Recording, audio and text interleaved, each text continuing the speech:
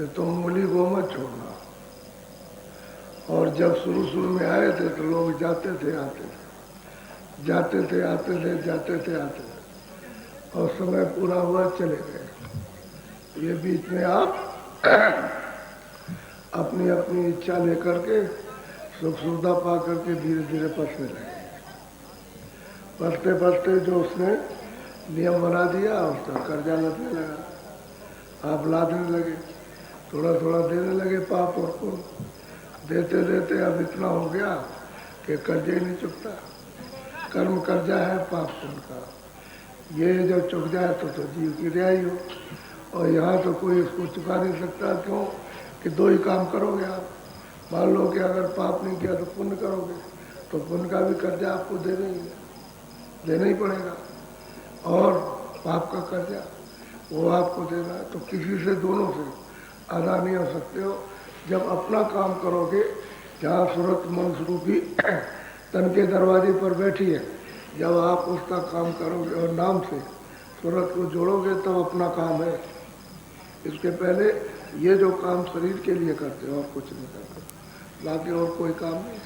तो भाई ये काम उतना ही करो, सीमा बांध लो कि भाई उतने ही करेंगे जितनी हमारी प्रारब्ध है, उतना हम कर्म कर लेंगे, ताकि हाथ पैर हिला करके और हम ये समझ जाए कि हमने कर्म किया था तो अपने खाने के लिए खा लो। बाकी जितनी तुम इच्छा बढ़ाते हो सुख सुविधा के, उतने फंसते चले जाओ, और उसमें से कोई चीज़ तुम्हारे काम आने वाली नहीं।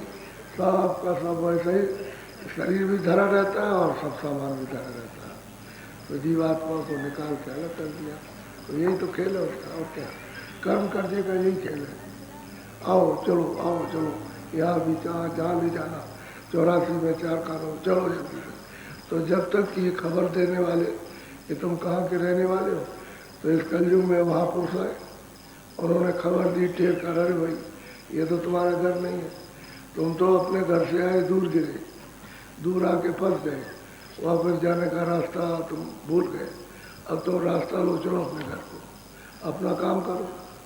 तो सूरत का काम है सब की कमाई, क्योंकि शब्द ही सूरत का है, उसी से सूरत अलग हुई है, उसी के कमाई कर ले, उसी के साथ में जुड़ जाए, लग जाए, उसमें प्रवेश हो जाए तो शब्द संभाल ले सूरत को। क्योंकि शब्द तो चाहता है कि सूरत मेरे साथ लग जाए, लेकिन उसके साथ दूध और भूत लगे, मन बुद्धि चित्त ये लगने नहीं देते।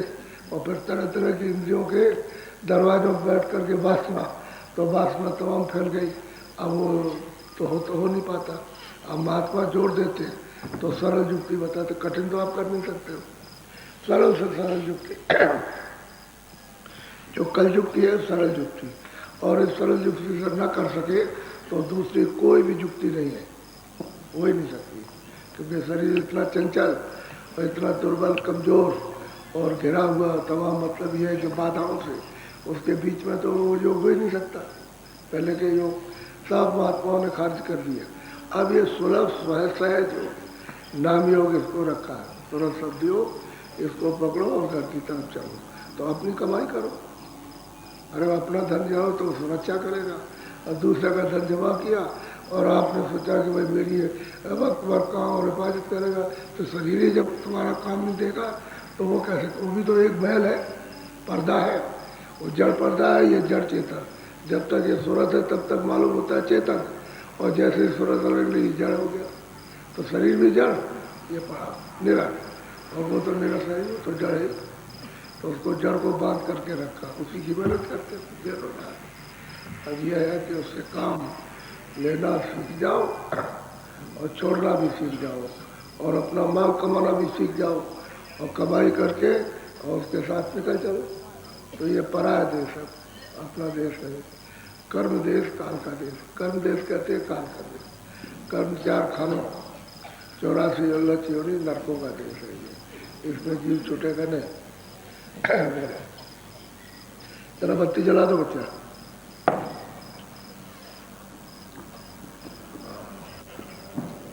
बहुत ध्यान से सुनो, कल छूट गया था।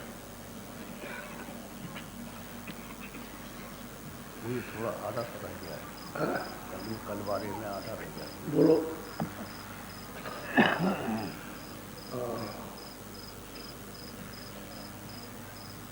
अलख पुरुष शोभा कहा।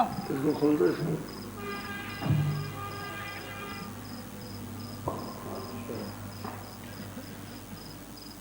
अलख पुरुष शोभा कहा गाई, अरब कोटि शशि सूर न जाई। हम कहते हैं कि अरब,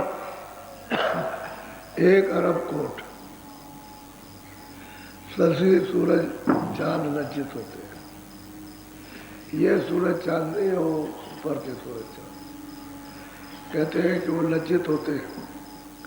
यानी अरब कोट, इतना मतलब यह है कि अरब कोट इतना 1 रोम में प्रकाश है, किसके अलग पुरुष को।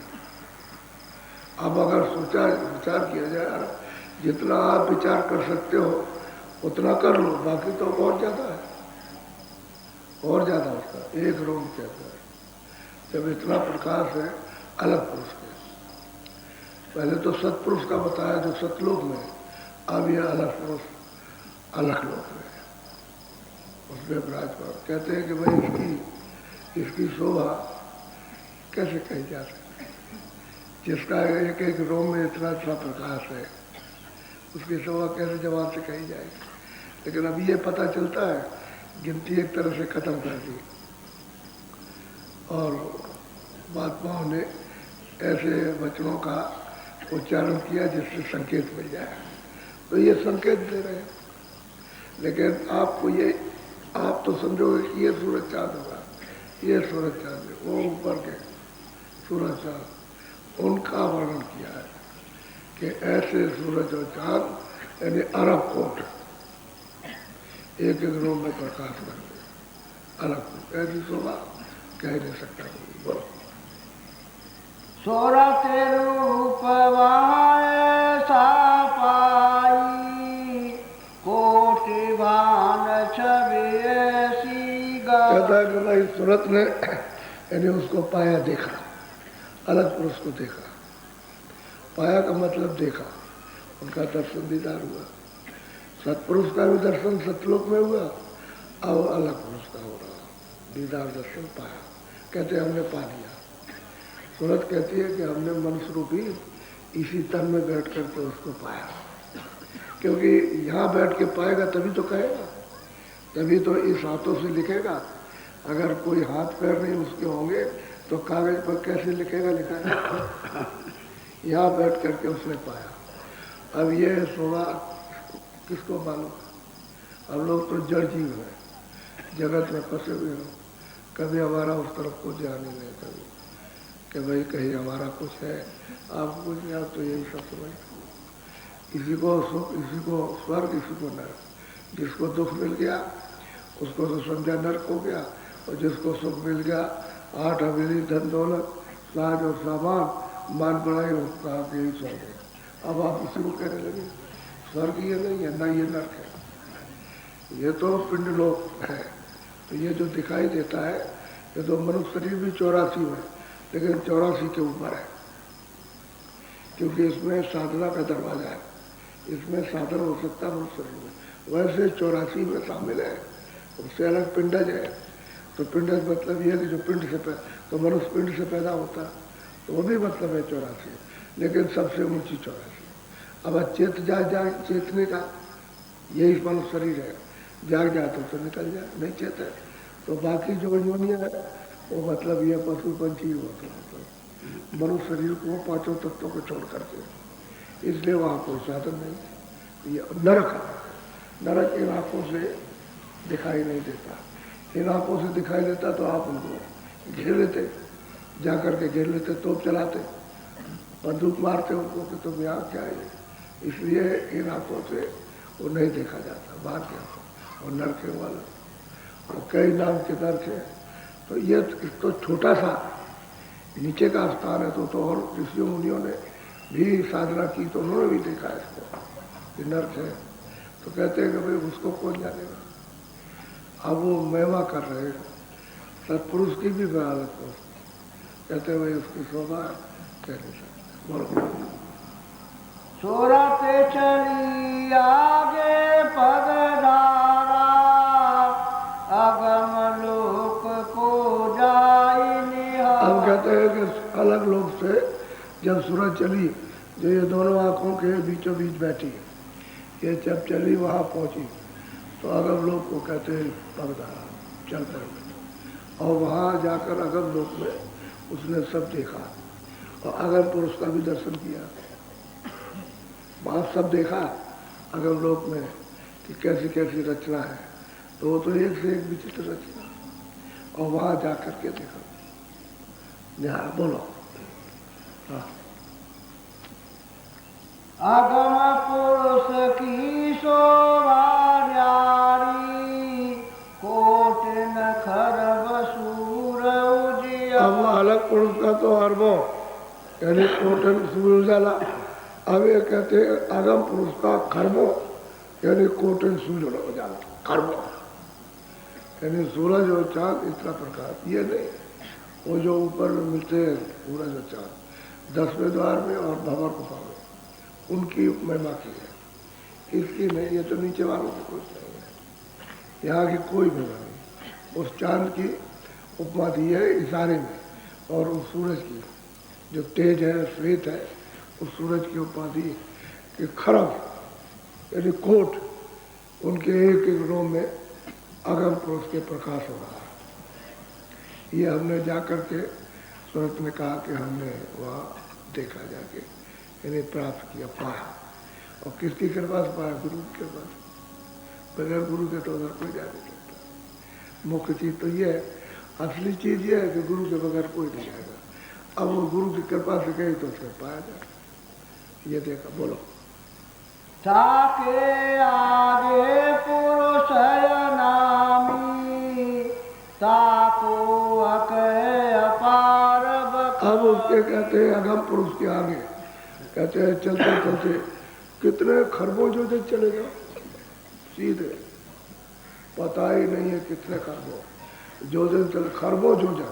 एक योजन का 4 कोस होता, कितने खरबों योजन चले, कुछ उसका अंत नहीं हो कि अगम पुरुष का कितनी सीमा होगी। ताके आगे रहता ना, ताको संतन अकह, अपार, अरूप, अनाम, अधाम यानी करके वर्णन किया कि इसकी महिमा कोई इशारे में भी नहीं कर पाता। उसका भी वहाँ इशारा नहीं चलता, लेकिन कुछ न कुछ संतों ने कहीं न कहीं का यहाँ का नीचे का संकेत कुछ पा गए तो कोई थोड़ा बहुत इशारा कर दिया कि भाई जीवों को समझ में आए, लेकिन वह कह नहीं सकता कुछ। उस देश की महिमा को, उस देश की बड़ाई को, उस देश की मतलब ये सुंदरता को, वहाँ की रचना को कोई नहीं कह सकता। साहब के सब चुप हो गए, गुम हो जाते। संत बिना और न जाई, संतन निज घर कहते संतों के बिना वहाँ और कोई नहीं जा सकता। वही जाएगा जो संत हो गए, और संत उसी को कहते हैं। दूसरे को, किसी योगेश्वर को, योगी को, ऋषि को, मुनि को, ज्ञानी को, ध्यानी को, तपस्वी को, मतलब दानी को, किसी को संत नहीं कहते। कोई वेशभूषा नाम थोड़ी संत का। आप गेरू 10 कपड़े पहनो, काले आप 20 कपड़े पहन लो, सफ़ेद 1000 कपड़े पहनो, एक दाढ़ी और किसी की लगा लो और बाल लगा कर मुँह से डालो, उससे क्या होने वाला? वो तो इससे सबसे ना वो काले में, न सावले में, न गोरे में। वही संत जो वहाँ पहुँचा है उसी को संत कहते हैं, और किसी को नहीं कहते। किसी का नाम संत है ही नहीं। कहते हैं संत में ना वहाँ कोई नहीं जा सकता। ये तो सब नीचे के जितनी अवतारी शक्तियाँ सब विजय में आई, सब यहाँ सैदल कलर से आए, सब की सब, चाहे जैनियों में आई, चाहे हिंदुओं में आई, चाहे मुसलमानों में, सब नीचे आए, नीचे के नीचे। ये वहाँ कहा जा सकती है, उनका तो पता ठिकाने का नाम और सिर निशान भी उनको पता नहीं। तो क्या संत में ना कोई नहीं जा सकता। संत सबका भेद जानते हैं, और ये कि उसका नहीं जानते। ये तो यहाँ नीचे का भी छुपा करके रखते हैं, किसी को बताते नहीं है। ऐसा उपदेश करेंगे, ऐसा भाषण करेंगे कि आपकी समझ में वो आ भी नहीं सकता। अगर आप उन्हीं को मान के कुछ तेज और कुछ शक्ति और यहाँ दिखा देंगे, उनके भय डर से आप करने लगते हो। यही सब कुछ है, ये करने जाने वाले। और देखा आपने कुछ नहीं। जिन्होंने देखा था कृष्ण को, भीम, नकुल, सहदेव, द्रौपदी अर्जुन सबने देखा, सब लोग साथ रहे आगे पीछे, रथ हाँकते रहे और रथ पे बैठते रहे, कभी कृष्ण आ गए और कभी मतलब ये लोग आ गए। और अंत में आपने कभी न सुना और न कभी किताबें पढ़ी कि उनको सबको नरक जाना पड़ा।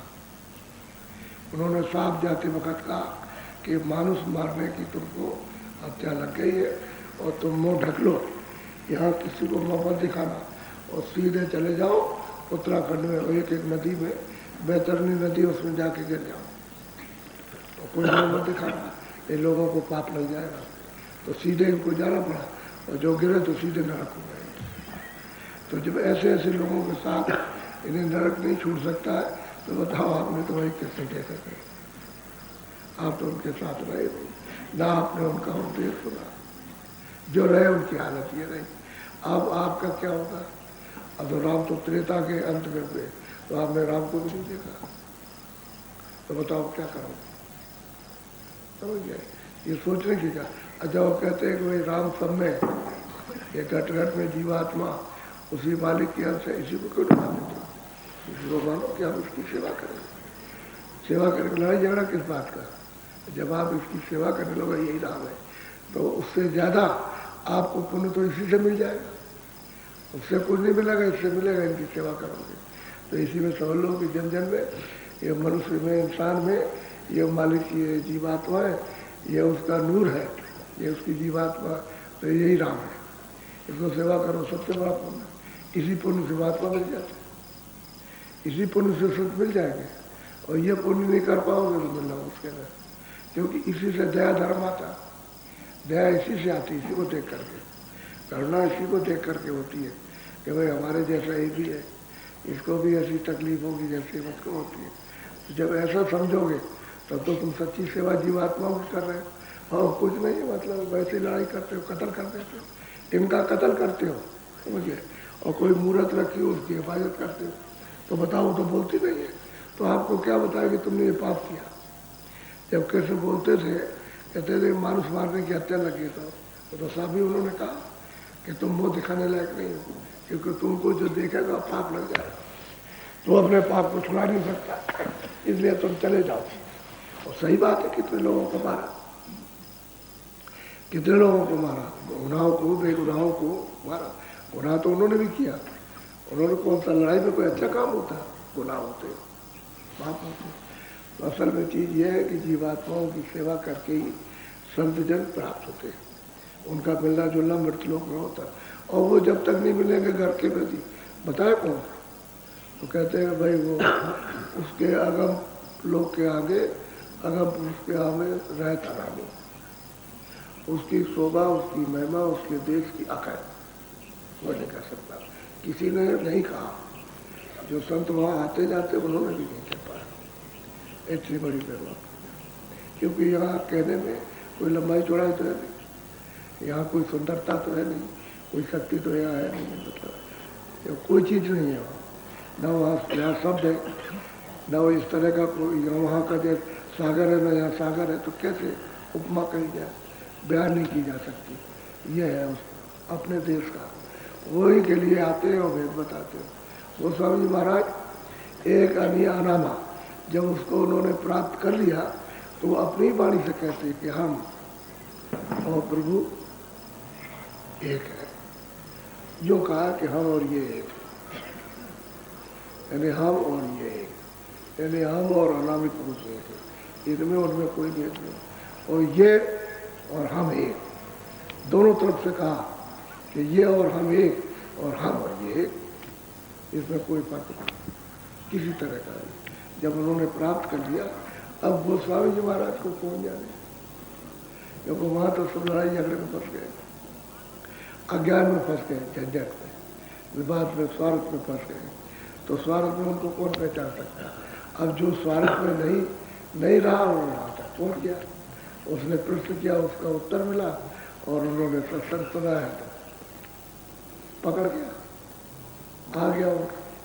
तब उन्होंने कमाई की, तो उन्होंने जिन्होंने उनके सामने कमाई की, उन्होंने भी प्राप्त किया, और उन्होंने भी ऐसा ही कहा कि मुझको यहाँ पहुँचाया, मुझको यहाँ पहुँचाया, मुझे ईश्वर से बुलाया, मुझे ब्रह्म से बुलाया, मुझे पार्वती से मिलाया, मुझको महाकाल से मिलाया, मुझको सतपुर से मिलाया, मुझको अलग है, मुझको उन्होंने नहीं कहा। जिन्होंने गोस्वामी जी महाराज के सामने साधना की और दया हुई प्राप्त किया, उन्होंने नहीं कहा, और गोस्वामी ने नहीं कहा। अब यह है कि कोई न वहाँ उसको समझ सके तो किसी को नहीं समझ पाया। जब जब आए तब तक झंझट, कभी मीरा के साथ, कभी तुलसीदास के साथ, कभी किरण रैदास के साथ, कभी कबीर के साथ, कभी पलटू दास के साथ में, कभी बीका साहब के साथ, कभी गोविंद साहब के साथ में, कुछ जो भी आया उसके साथ झगड़े किया। किसी की मिसाल ऐसी नहीं मिलती जिसके साथ झगड़ा ना हुआ, ऐसा नहीं। किसी ने उनको बख्श दिया और अकारण, कोई कारण नहीं, उससे झगड़ा कर। तो ऐसे लोग क्या उनको पहचान सकते हैं? उनको तो बिल्कुल। अब ये क्या जाने, इसको क्या समझे? उसके यहाँ तो ऐसे अगर कितने शंखों, अरे शंखों अरबों ऐसे मतलब पैदा कर दे, उसे क्या देने लगता? उसके देश में क्या, ये तो मतलब बूंद आई है, उसी देश की बूंद है। और मतलब ये कि यहाँ उसका इतना बड़ा, इसी को तुम अकया पार कहते। अकया पार तो कोई और, बिना संतों के कोई नहीं। बोलो, और संत की कृपा से सुनते पाएंगे, दूसरा कोई उपाय नहीं।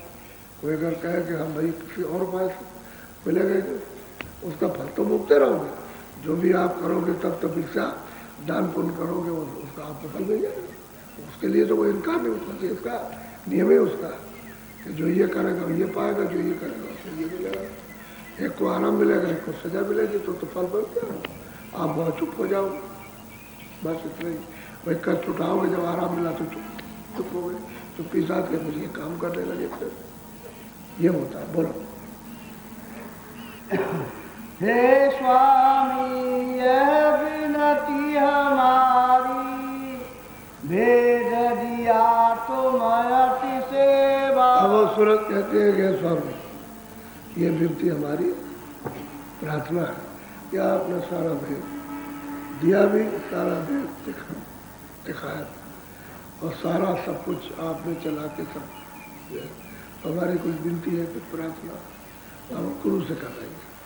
हे स्वामी कुछ हमारी प्रार्थना उसको दया कृपा करके उसको सुन लीजिए। हमारा तो काम हो गया, आपने दया कर दी, आप लेके पहुंचा दिया। अब ऐसी महिमा, अब मतलब गुरु की कौन महिमा कर सकेगा? गुरु की कोई महिमा नहीं कर सकता, कोई भी सूरत उसको पालेगी तब भी महिमा नहीं कर सकती। बोलो। पहुँचू कैसे सो भी गाओ, मन मेरे को बहुत अब सब कुछ जानने, सब कुछ पाने के बाद अब लोगों के लिए कहती है कि हे स्वामी कैसे पहुंचेंगे? हाँ, ये कैसे पहुंचेंगे? हमको हमारे पास तो दया कर दी, लेकिन ये सब आपके जीव है, जो आपने इनको भेजा और यहाँ फंस, ये कैसे पहुंचेंगे? ऐसी कृपा करो कि मुझे मेरे मन को मृत्युलोक में संतोष दो। ये कैसे पहुंचेंगे जो फंसे हुए, जो इस जाल में, काल के जाल में, कर्मों के जाल में फंसे, ये कैसे बचेंगे? इनका छुटकारा कैसे होगा? तो थोड़ा सा इस पर भी विश्वास दिलाया। इनको देखता हूँ कि तो कोई नहीं निकलेगा, ये तो सब इनके ही रह जाएंगे, इनके ऊपर भी कभी दया हो जाएगी। अब इनके लिए वो प्रेमी सूरत महापुरुषों से दया की भीख मांगती है कि इन पर भी दया कर दो, इन जीवों पर भी कृपा करो। बोलो। सूरत शब्द की राह बताई, दया बिना नहीं पहुँचे भाई। अब वो कहते हैं सूरत की, भाई सूरत शब्द की राह तो बता दी, रास्ता तो बता दिया, कहते हैं बिना दया के कोई नहीं पहुँच सकता। बता दिया आपने, और बिना कृपा के, बिना दया के ये काम नहीं हो सकता। तो मेरे मन को ये तो सांत्वना हो जाए गुरु महाराज की, इनका भी कुछ भला हो सकता है कि नहीं होगा। अब वो पहले तो अपने लिए रोती रही, जब अपना सब रोना धोना खत्म हो गया तो अब दूसरों के लिए चिंता करने लगी। तो गुरु से सब तरह की समस्या का समाधान चाहती है कि रास्ता तो आपने बताया, लेकिन बगैर दया के तो कुछ नहीं हो सकता। दया से मिलेगा, वैसे मिलेगा, चाहे जितना आप मेहनत करो, शब्द की कमाई भी करो तो दया से करो। बोलो। संशय भर मन राखो कोई, धीरे धीरे सुरत समो। अब उन्होंने उत्तर दिया कि देख, किसी को जिसका रास्ता बताया जाए उसको कोई संशय भरम नहीं रखना चाहिए। धीरे धीरे धीरे धीरे सूरत को उसमें पूजो। जैसे होता है मूंगा होता है उसमें ताका पड़ जाता है। कहते धीरे धीरे धीरे धीरे धीरे। अब आप चाहो कि सीधा डालते तो नहीं, धीरे से आँख रोकना पड़ेगा, हाथ साधना पड़ेगा और थोड़ा सा धीरे से तब वो ताका उसके छोटे छेद में जाएगा। कई बार कोशिश करो तब हो जाएगा मुझे में। तो कहते हैं धीरे धीरे धीरे धीरे रोज करते धीरे धीरे सूरत उसमें पो जाएगी शब्द के साथ, यानी शब्द में लय हो जाएगी, प्रवेश हो जाएगी। धीरे धीरे कमाई करो, एक बार की कमाई नहीं होगी। जब एक बार की पहुंचा, एक बार की तो कोई चीज़ बर्दाश्त नहीं कर सकता। जब नीचे का प्रकार और शब्द बर्दाश्त नहीं होगा तो ऊपर तो शब्द ही सूरत की है और सुरत ही शब्द है।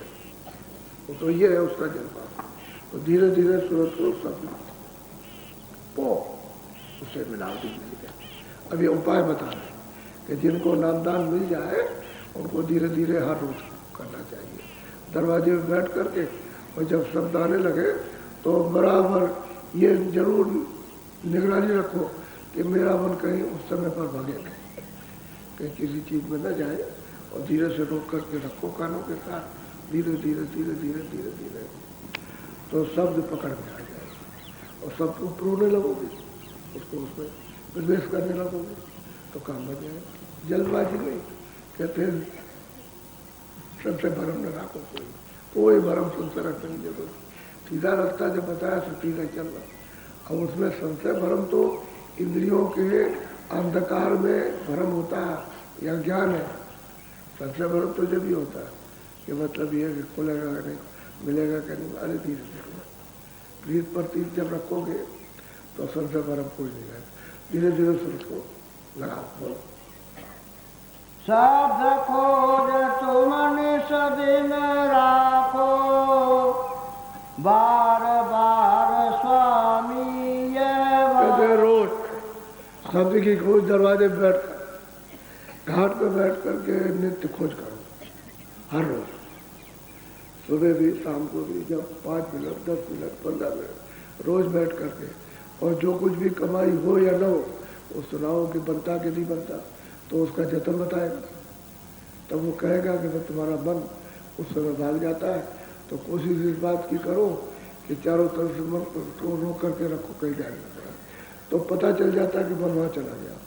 इसी साधना में मालूम होता है कि मन लड़ाई कर रहा, झगड़ा गाँव में कर रहा, घर में कर रहा, भाई के साथ, स्त्री के साथ, इसमें व्यापार में, खेती में, दुकान में, वहाँ झगड़ा करता है। तो उसको ले आओ, थोड़ा सा रोको उसको, मन को रोज। और स्वामी से जरूर कहो कि मेरा मन नहीं रखता तो कभी दया कर दे, मन रखने लगे। कहते हैं रोज करो और रोज कहो। रोज नहीं मिले 10 दिन में, 10 दिन में, महीने में, जब मिल जाओ तभी कह डालो कि हम रोज करते हैं, लेकिन रोज करो। यानी खोजो कि अंदर से शब्द आ रहा उसका तो मिल जाएगा सब। तो शब्द जब मिला तो बस फिर वो पकड़ने लगेगी, उसके साथ लग जाएगी। वो तो चुम्बक है। और सूरत जो है मतलब ये बीच में जंक लगा, वही जंक पर्दा लगा पड़ा हुआ था, उसकी वजह से चिपटती नहीं है। और जैसे ही पर्दा हटा तैसे शब्द के साथ चिपट जाएगी, फिर शब्द नहीं छोड़ता वरना सूरत छोड़। बोलो। अब आरते पूरन कही गाई, संत मता सब दिया लखा। इतने सब पूर्ण आरती हो गई, मालिक को पा लिया उसको, तो विरोध बात की क्या जैसी आरती करो उसके सम्मुख होकर के करे। कहते भाई संत मता, जो सच्चा संत मत उसको कहते हैं जो जीवों को मालिक से मिलने का रास्ता, उसको संत मत कहते हैं। संत मत कोई फिरका, आदमियों की, कोई साधुओं की कोई जमात नहीं है जो आप सोचते हो कि भाई संत मत कोई जमात है। वो कोई जमात आदमियों की नहीं है। वो तो संत मत कहते हैं रास्ता मालिक के पाने। तो कहाँ से रास्ता, जहाँ सूरत बैठी वहीं से रास्ता चलेगा, उसको कहते हैं संत। और चढ़ के जाएगी जब चढ़ती जाएंगे तो शब्दों की तो पौड़ी है, सीढ़ी तो शब्दों की बनाएंगे, जब उतार तो शब्दों से उतरा। जब भंवर गुफा स्थान पर आए तो ऊपर का शब्द छूट गया और तो बंसी पर आ गई। फिर नीचे आए तो मतलब पार में तो मतलब ऊपर का वो शब्द छूट गया तो इनके शब्द पर शब्द उतार दिया, पकड़ा दिया, वैसे उसको पकड़ा। फिर जब त्रिकुटी में ब्रह्म स्थान पर आए तो उन्होंने अपने शब्द को उतार दिया, वो छूट गया, तो एक छूटते ही चला गया। और सैजल कमर में आए तो नीचे घंटे संख्या उतार लिया, फिर नीचे आया और घंटा संख्या गायब हो गया। वो तो रहा हमारे पास, लेकिन हमें अपने को पता नहीं कि कैसे सुनेंगे, कैसे पकड़ेंगे। और मालूम नहीं कोई भेदी मिले, जानकार मिले कि तुम्हारे अंदर बज रहा और वो बताए इसका भेद कि तुम ऐसे उसको पकड़ पाओगे, ऐसे सुन पाओगे, ऐसे छांट पाओगे, ऐसे खोज करोगे, तब तो उसे मालूम हो। अब वो शब्द को जानते नहीं, शब्द क्या चीज, कोई दुनिया नहीं जानती शब्द क्या है। तो अब आप थोड़ा थोड़ा सुनने लगे, अब थोड़ी थोड़ी समझ में बात आने लगी, तो किसी को नहीं बात। भेड़ है एकदम से भेड़े चली जा रही, और तालाब में डूबने के लिए या गड्ढे में गिरने के लिए वैसा हो जाए, उनको क्या मालूम क्या आगे क्या, और धड़ाधड़ गिरी उसी मर गई। तो ये भेड़ चाल है, हम कोई जानते ही नहीं शब्द की में। अब शब्द को अगर पकड़ोगे तो जहाँ से शब्द जिस स्थान से आ रहा है पहुँचा देगा। फिर वहाँ पहुँच करके उसका दर्शन करो, ऊपर से आ रहा उसको पकड़ लो, चढ़ जाओ तो दूसरे के पास पहुँचा देंगे। ऐसे ही जब पहुँच गए तो वो तीसरा आ रहा तो वहाँ पकड़ो, क्योंकि वहीं से तो छोड़ दिया, जहाँ से जो चीज़ छोड़ी है वही मिलेगी। पहला जो मतलब ये है वहाँ तक जाओ, ऊपर आ रहा तो उसको पकड़ लो, वहाँ पहुँच जाओ दूसरे को, फिर तीसरे के पास पहुँचो, फिर चौथे के। ऐसे ही सूरज सतलोक से उतरी है तो सत्युलोक में पहुँच जाएगी सतपुर। आगे फिर आपको मेहनत कुछ करना, आगे तो उनका हुक्म हो जाता है, जाओ, सबका हुक्म होता है। अलग पुरुष का भी आदेश होता है, जाओ, सतपुरुष ने तो आदेश दे दिया जाओ पर, जब वहाँ पहुँच गए तो वो भी आदेश देगा जाओ, पर वो भी हम देगा। वहाँ तो सिर्फ आदेश है और उनका बल तो चलो, क्योंकि वहाँ तो स्वाधीनता है, कहीं जा सकते थे आप। लेकिन वो यह है कि वो पहले शुरू में जब जाना होगा तो उनका बल देना उनका, क्योंकि वो प्रकाश उस शब्द को बर्दाश्त नहीं कर पाएगी, इसलिए उनका बल लेता। तो बल दे के भेज देते तो समझ चली जाती है। वहाँ भी गए, उसमें उसका दर्शन अनंत पुरुष में गई तो उनका दर्शन कराना, और जा करके वो सिरा गई, कहते हैं उसी की हो गई, समुद्री हो गई। अगर अब ये संत बिना पूछा तो कहती है सरत मेरी तो आरती पूर्ण हो गई, और मैंने जीवों के लिए पूछा कि भाई धीरे धीरे धीरे धीरे धीरे धीरे नित्य प्रति रोज बैठो और शब्द की खोज करो, शब्द मिल जाएगा, शब्द ही जाए शब्द ही ले जाएगा। और शब्द भेद जब तक किसी नहीं मिलेगा तो आप उसकी कमाई क्या करेंगे। तो इसी तरह से जीव सबका सब है। यह है।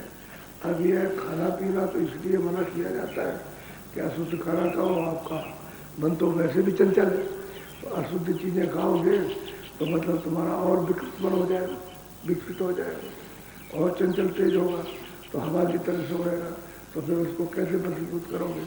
इसलिए वो चीज़ें खाओ जो ठंडा खून रहेगा, तो शाकाहारी से ठंडा रहता है, उससे उत्तेजित खून नहीं होता है शाकाहारी का। तो उत्तेजित शांति रहेगा तो काम भी कम होगा, क्रोध भी कम होगा, लोभ भी कम होगा, मोह भी कम होगा और अहंकार भी कम रहेगा। और ये चीज़ें हर वक्त क्रोध रहता है, 24 घंटे सवार रहता है एकदम, तो वो तुम्हारे ऊपर ही सवार है, कब तुमको कैसा पटकेगा वो तो उसको मालूम है। इसलिए सात्विक चीज़ें, ठंडी चीज़ें उनका सेवन करो जिससे कि तुम खून तुम्हारा ठंडा रहे और मन को थोड़ा सा तुम इसको रोक सको।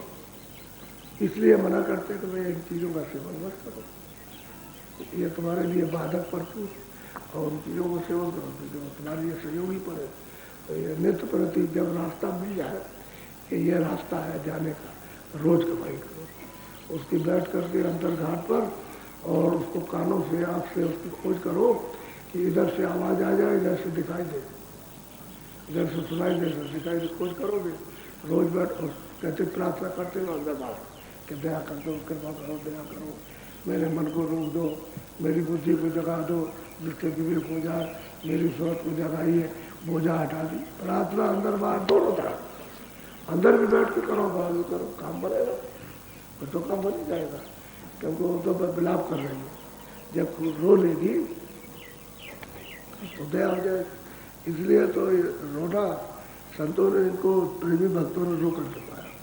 ये जो पाते बहुत रोते हैं, जिन्होंने प्राप्त किया बहुत, किसी को दिखाने का रोना नहीं है। रोते हैं रात रात भर, कपड़े जैसे आप बाल्टी में भिगो ऐसे आंसुओं से कपड़े भीग जाते हैं, ऐसा रोते हैं। तो मालिक मिलता, और तुम ऐसे कि हंसी खुशी से ऐसे हंसते खिंचते और ये करने से मिला, ऐसा नहीं मिलेगा। मालिक का रास्ता है।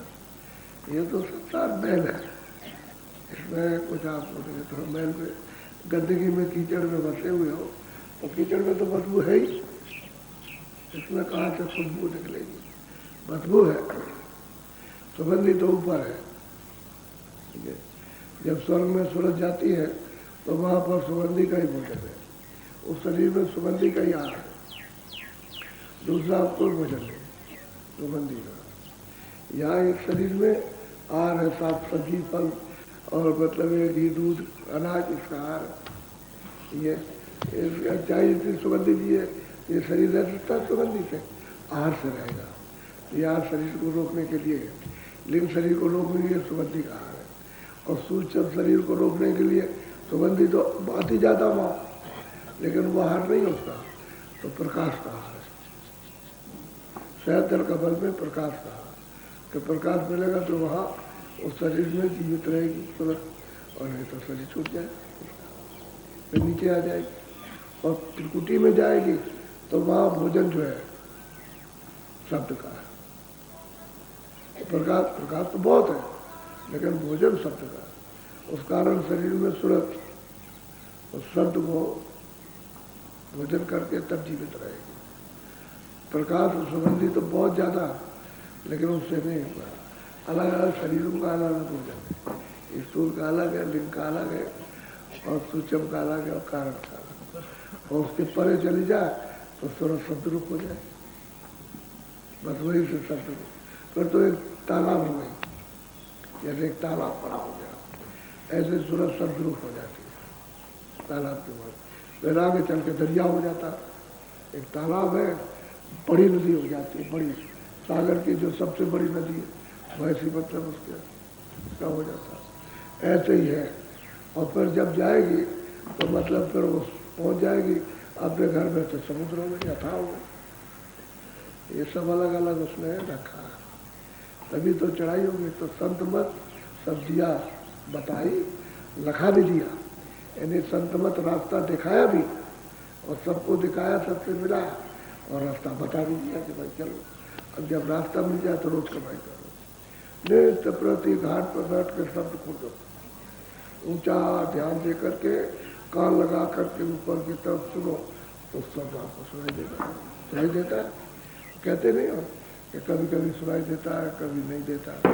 तो मन हट जाता है तो नहीं देता, और मन लग जाएगा तो सुनाई देने लगेगा, सुनाई देगा। फिर कभी कभी कहते हो बराबर आ रहा, आता रहता तो किसी दिन बंद हो जाता। तो तुम्हारा जब झंझट में मन फंस जाएगा तो ऐसा मालूम होगा कि जैसे बंद हो गया, बंद नहीं होता। फिर मन को वहाँ ले जाओ तो बंद वहाँ नहीं लेगा, ऐसा होता। और किसी का जब खुल जाता है तो बराबर आता है, बराबर शब्द आता रहता है। तो नित्य कमाई करो।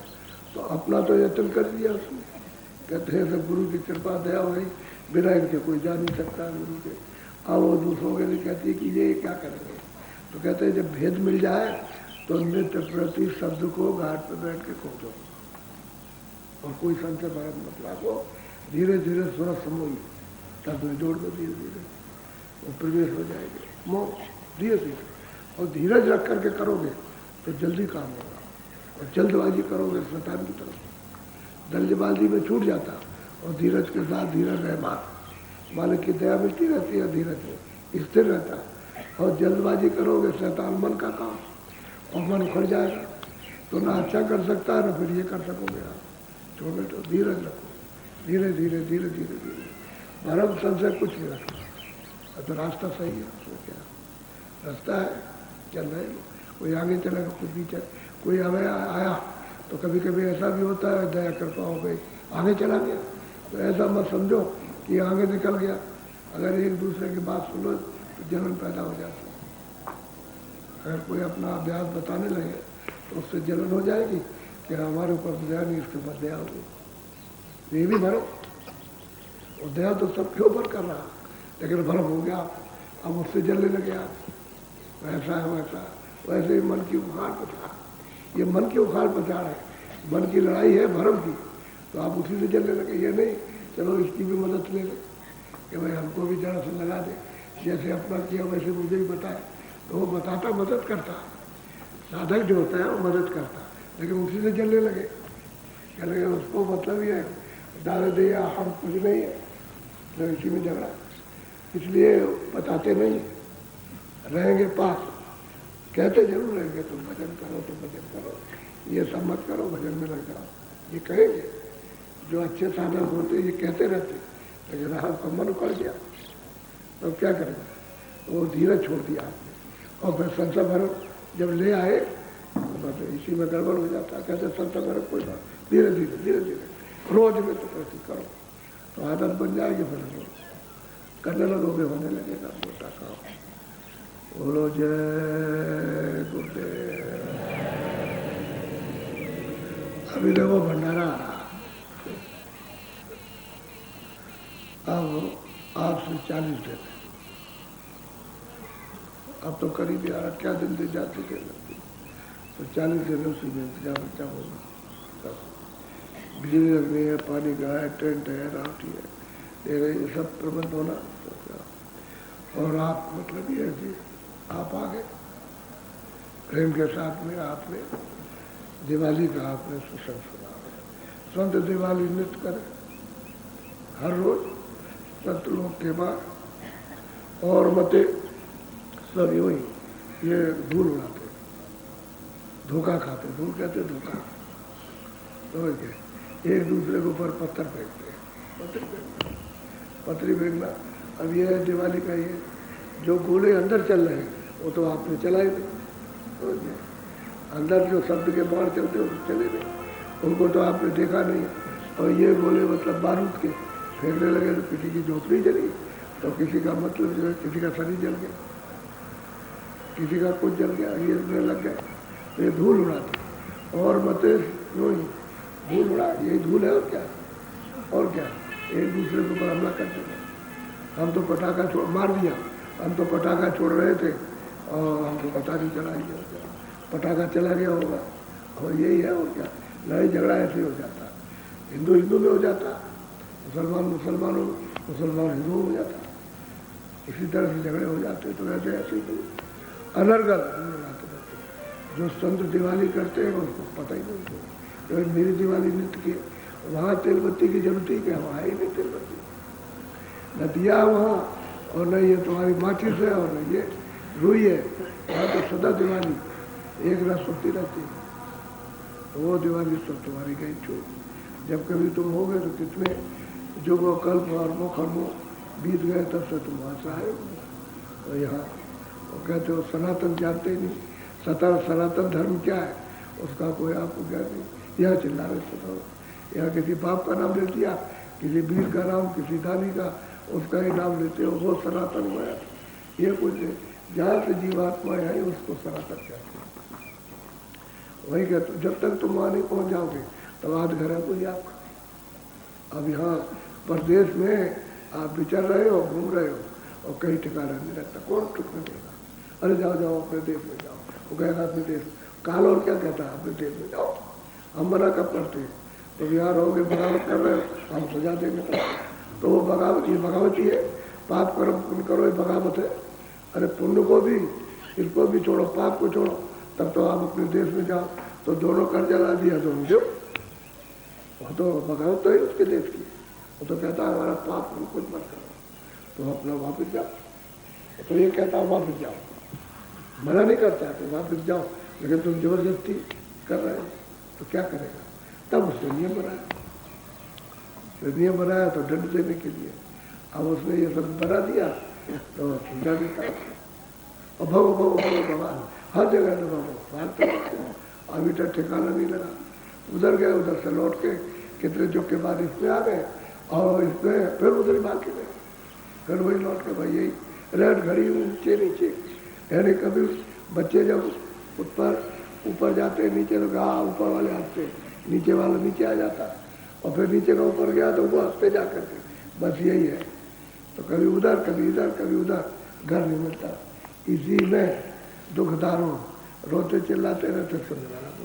और जब जब मनुष्य शरीर मिला तो महात्मा के पास गए नहीं आप, कैसे घर का रास्ता मिलेगा? घर का रास्ता तो तुम्हारे पास है, वो रास्ता तो वो मिला। अब बताएगा तब तो जानोगे, जब कोई बताने वाला नहीं मिलेगा तो क्या जानोगे? तो इसलिए अभी 9 दिन का है, वैसे तो पहले से चलेगा कार्यक्रम, 14 से 22 तक तो है ही। और उसको सत्संग तो जैसे ये होता वैसे ही होगा।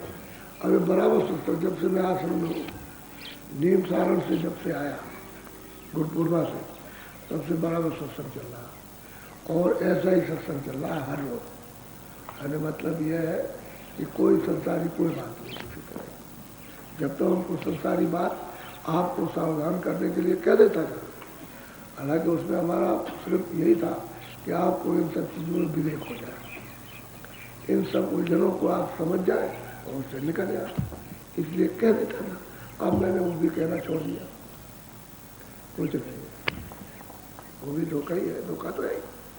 अब सीधा साधा सत्संग बराबर कर और प्रेम प्यार से अपना काम कर लो, जाने वाले। किसी का रात को समय हो जाएगा, किसी को दिन का होगा, किसी को 4 दिन, किसी को 10 दिन, किसी को 4 महीने, फिर साल भर चलने की तैयारी। अरे जाने की है क्या? जब यहाँ जब कुछ कहीं दे रहा है तो क्या भरोसा किया जाए कि रहेंगे? भाई उसका शरीर है, वो तो उसका निश्चित है, देख समय निश्चित है, कितने दिन तुमको कितनी सांसों में रहना, और बस जैसे ही स्वास्थ्य का बदला होते कर अपना काम करो सीधा।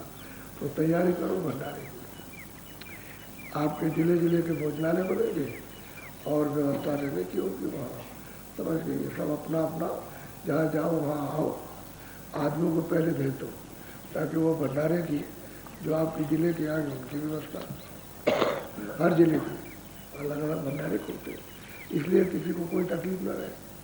कोई आ जाता है तो अपने जिले के भंडारे को भोजन करे, वहाँ रहे, सत्संग सुने, वहाँ रहे। 9 दिन का बहुत बड़ा कार्यक्रम होता है, छोटा तो नहीं होता, और फिर प्रेम से और एक मौका मिल जाता है साधन भजन। अगर ये है कि 9 दिन का सत्संग आपको मिल गया तो ये बहुत समझ होती है। आपने 6 महीने की खुराक ले ली और फिर जब कभी होने लगे तो फिर दौड़ पड़े, फिर ले गए। तो खुराक लेना है, नहीं तो मतलब ये है कि अगर आपने कहा नहीं हमको मिल गई, अब हमको ज़रूरत नहीं है, तो फिर ये सब आप गंवा दोगे और सब भूल जाओगे आप। तो खुराक लेते रहो, परमार्थ की, उस परा तत्व की, आत्म तत्व की ये खुराक है, इसको लेनी चाहिए। तो जब जब कभी भागे हो फिर सत्संग सुन गया, फिर लेके चले गए, फिर मजबूती आ गई, फिर और उत्साह आ गया, फिर करने की चेतना आ गई तो करें। अभी तो आप सुस्त हो जाओगे, क्योंकि दुनियादारों के जब एक सत्संगी तो करता रहता बेचारा, तो सैकड़ों फंसा रहता है उसके बीच में, तो उनका माहौल अलग है, तुम्हारा अलग है। लेकिन जब खुराक ले जाएगा तो कुछ नहीं होगा, उन्हीं के बीच में रहेगा और वही अपना भजन करता रहा, उसको कोई नुकसान नहीं। फिर उसको जब हुआ तो फिर लेके आ, तो ये खुराक है, ये भोजन है।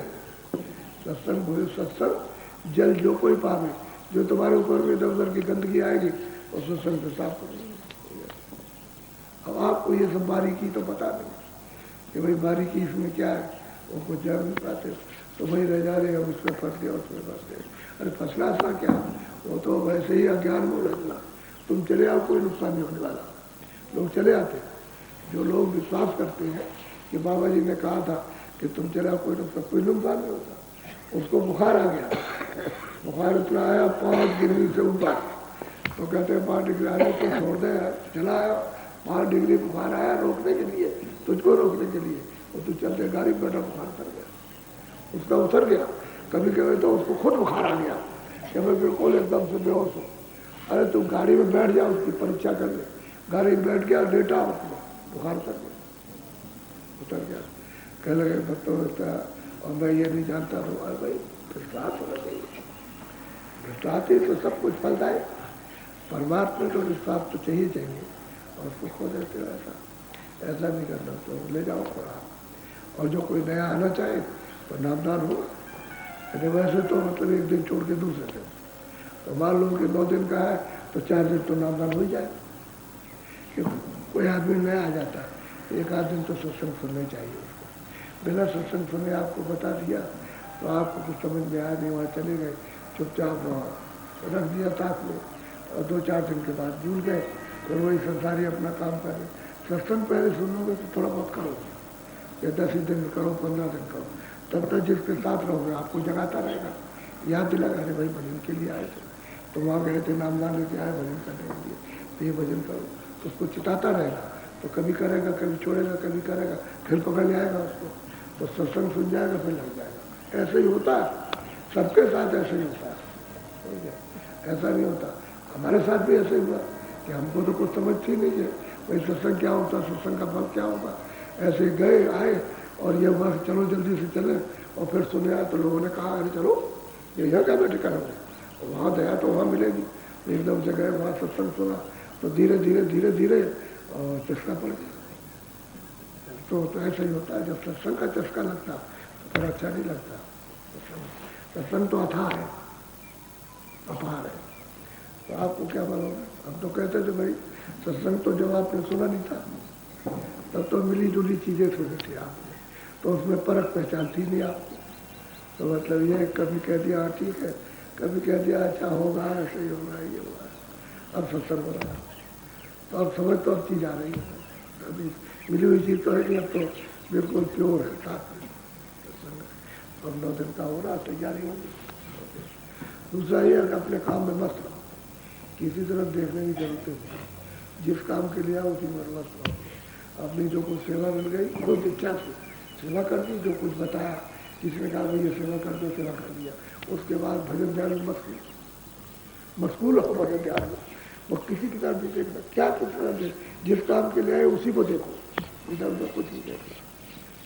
कोई गाली गलौज करता हो वो करता रहेगा अपना, उसी के ऊपर उसी की गाली उसी पर बरसेगी, आप पर कुछ नहीं होगा। अपने काम में मस्त हो, जिस काम के लिए आए उसी में रहो।